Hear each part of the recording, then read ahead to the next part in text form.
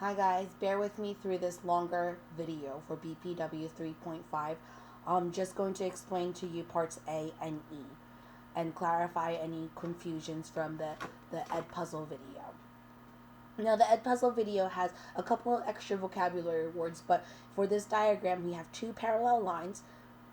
These notations show you that they're parallel to each other even if they don't look perfect, and the line going through the two parallel lines is called the transversal.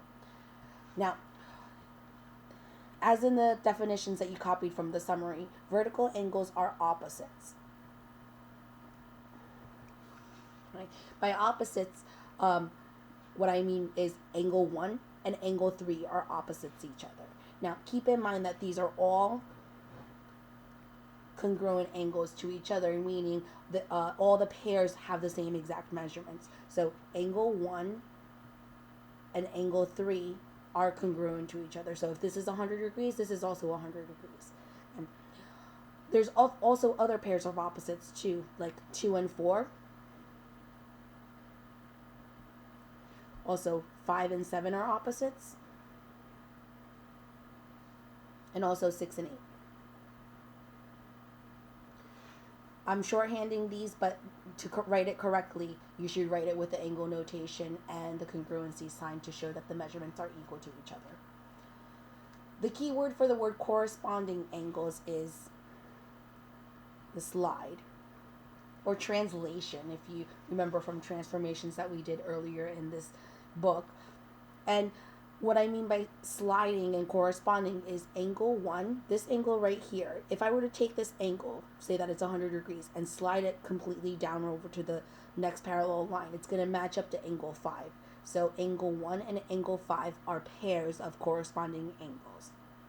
Another pair of corresponding angles is 2 and 6, because top right hand, top right hand.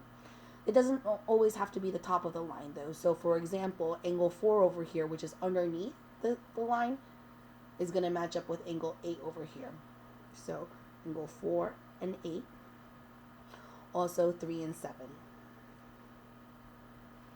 The bottom right to the bottom right, these two would have the same exact measurement. The next two vocabulary words, there's no key words like opposite or slide, but you can kind of decode them.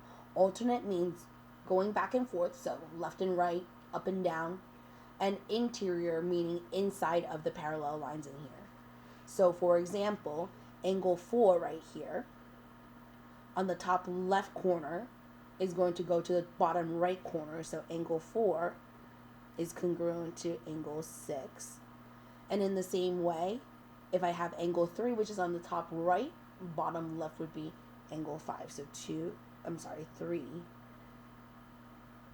and 5 are congruent alternate interior angles to each other. Similarly, the word alternate exterior means that it's going back and forth, but now this time on the outside of the parallel lines. So you're looking at up here and down here. In other words, angle 1, top left, is congruent to angle 7, bottom right. Similarly, angle 2 and 8 are alternate exterior angles of each other. Okay? So these are every single pairs of vertical corresponding alternate interior and alternate exterior. I do also want you to add in one vocabulary word, supplementary. Angles which are not congruent to each other, they add up to 180 degrees because it's a straight line. For example, angle 1 and angle 2 make a straight line right here, so those two numbers should add up to 180 degrees. This is not a new vocabulary word, so that's why it's not part of the vocab that was in the summary. Okay, so to answer part A, these are just basically asking you for vocabulary words. So angle 1 and angle 3. Angle 1 and angle 3 are congruent because these are vertical angles to each other. Okay?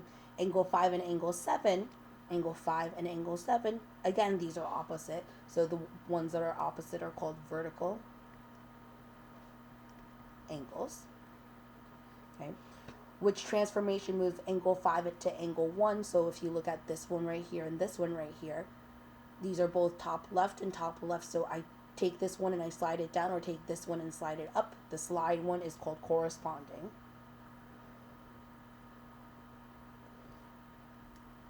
Angles. And the last part, explain why angle 1, 3, 5, and 7 are congruent to each other. Well, if you think about what we've answered so far, 1 and 3 are the same with each other. So this one and this one are the same with each other. And 5 and 7 are same with each other. So this one and this one are same with each other.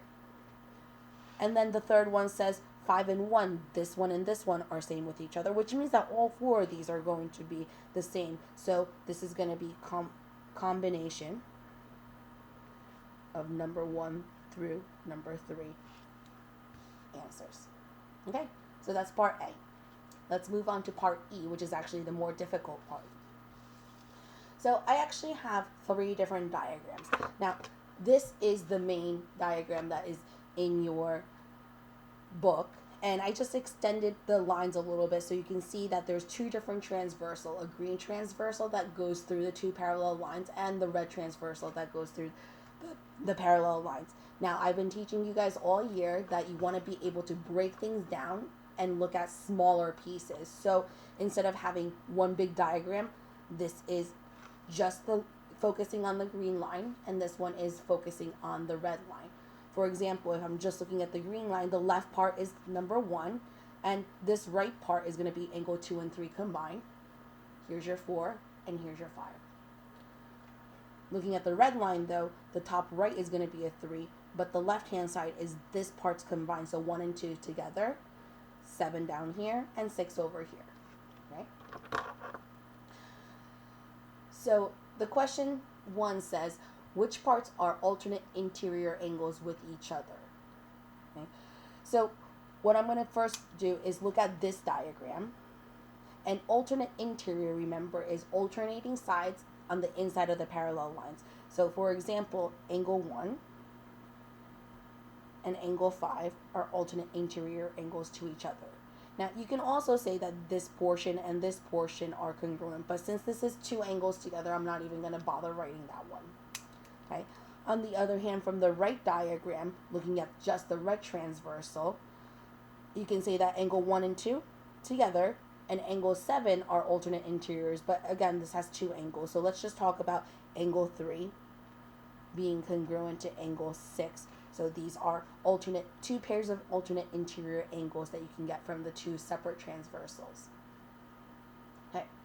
Now, the question for part E2 looks a little bit different, but let me read it to you. It says, how can you use this information about congruent angles to show that the sum of the measures of angle BAC, ACB, and ABC have a sum of 180 degrees?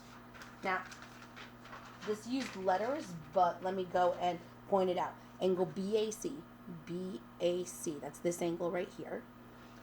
ACB, that's this angle right here.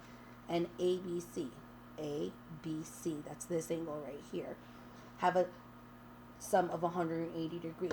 So what I want you guys to know is I rewrote the question that says, show that the sum of the triangle is 180 degrees, because if you're looking at those 3 angles, can you see a triangle in here? And they're saying that show that these 3 angles adds up to 180 degrees. Now, in order to do that, what you need to do is you want to look at a couple of different things. Now, the vocabulary word that we added before, supplementary angles, about a straight line. Okay, so if you look at this straight line right here, angle 1, 2, and 3, angle 1 plus angle 2 plus angle 3 adds up to 180 degrees because of a straight line. Okay. Let's also write down what we're trying to prove. The triangle, so angle 2 plus angle 5 plus angle 6 is equal to 180 degrees, because total sum of a triangle. Okay. Now, to compare these two equations, I already see that angle 2 and angle 2 match right here. But going back to what we said in green over here, angle 1 and angle 5 are the same exact thing. So angle 1 and angle 5 are the same exact thing. And also, up here we said that angle 3 and angle 6 are congruent to each other. So angle 6 and angle 6 are congruent to each other. So although these two equations look different, they're actually telling you the same exact thing. Therefore, I just proved to you that the sum of these three angles is going to add up to 180 degrees. Okay, so moving on to the homework. This is like my third time actually trying to videotape this, so don't mind the eraser marks that's on my book. But to go over question number 11, it says, in the diagram below, line L1 and L2 are parallel. What are the measures of angles A through G? Now, the only measurement that they give us is 120 degrees right here. And this is not the only way that you can get the answers, but I'm going to show you a couple of reasons why you can fill this in. So let me just kind of start domino affecting it. Knowing that this is 120 degrees, because angle E's vertical angles to each other or opposite each other, I already know that this one's going to be congruent also 120 degrees. Okay. You can actually see that. 120 degrees. Okay. Now, angle E and angle A are corresponding to each other, so I can slide this angle all the way up here and it'll match. So this one should also be 120 degrees. Now that I know A and C are vertical to each other, so you can say that this is also 120 degrees.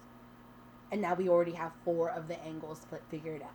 By the way, if you didn't want to use vertical angles, angle E and angle C are alternate interior angles with each other, bottom left and top right. So you can use that as a reason to say that these are congruent in 120 degrees as well. Now, remember that we said supplementary angles add up to 180 degrees. In other words, angle A and angle B, if you see, it makes a straight line. So these two angles should add up to 180 degrees. In other words, if I subtract 180 minus 20, I'll find out that this is 60 degrees. Now, from there, I can domino affect it again. If this is 60, the opposite vertical angle is going to be 60 with each other. If this is 60, I can slide this down because they're corresponding angles and say that this is also 60 degrees to each other. I can also take this 60 and slide it down to say that it's 60 with each other, or say that these are vertical angles and they're 60 to each other. So there you go. All angles are figured out and they're either 120 degrees or 60 degrees each. Okay, moving on.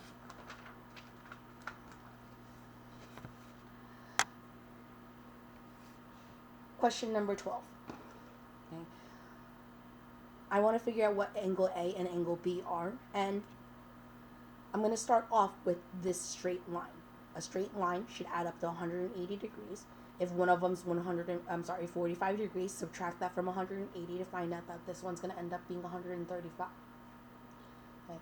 Now that you have 135, because you know that 3 angles add up to 180 degrees, you can add these numbers together and subtract it from 180 to find out that that last one should be 15 degrees.